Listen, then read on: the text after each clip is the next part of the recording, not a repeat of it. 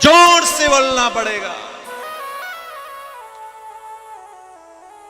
इसलिए भगवान सुखदेव कहते हैं राजा परीक्षित से, प्रहलाद कहते हैं संसार का सुख फीका है, सच्चा सुख चाहिए तो नारायण से प्रीति करिए।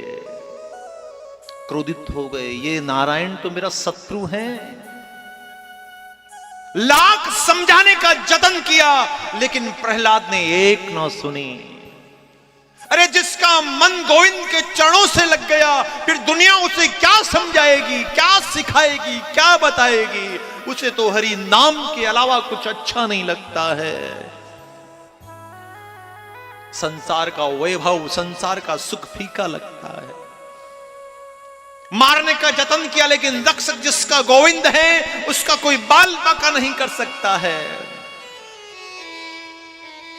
हिरण्यकश्यप की बहन थी होलिका, अग्निस्नान का वरदान मिला हुआ था।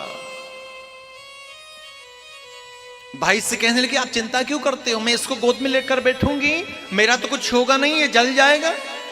लेकर बेटी स्वयं जल गई लेकिन प्रहलाद का नख तक नहीं जला पाए।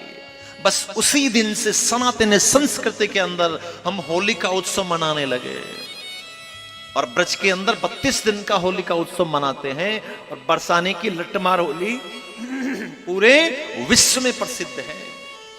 बरसाने की होली अलग ही होती है, लट्ठमार होली होती है। जो पत्नी होती है ना, पति को लट्ठ मारती है, गुस्से में नहीं प्रेम से मारती है।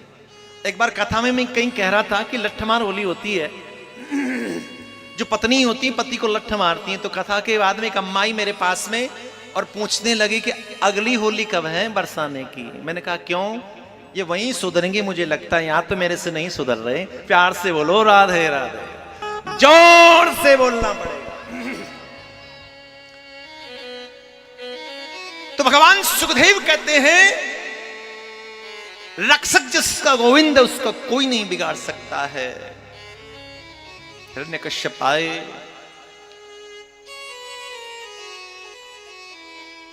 कुपित हो गए पुत्र के मुखारबिंद पर अग्रभाग पर नारायण का नाम देखकर।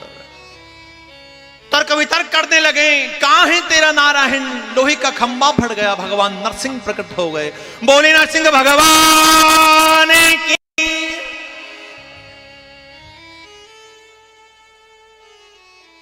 भगवान सुखदेव कहते हैं कि नरसिंह भगवान हुम्बारोम शब्द कर रहे हैं।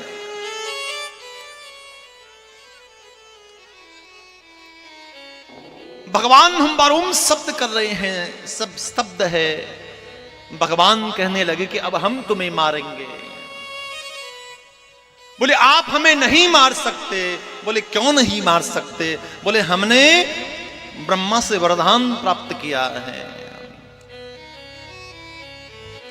इसलिए आप हमें नहीं मार सकते।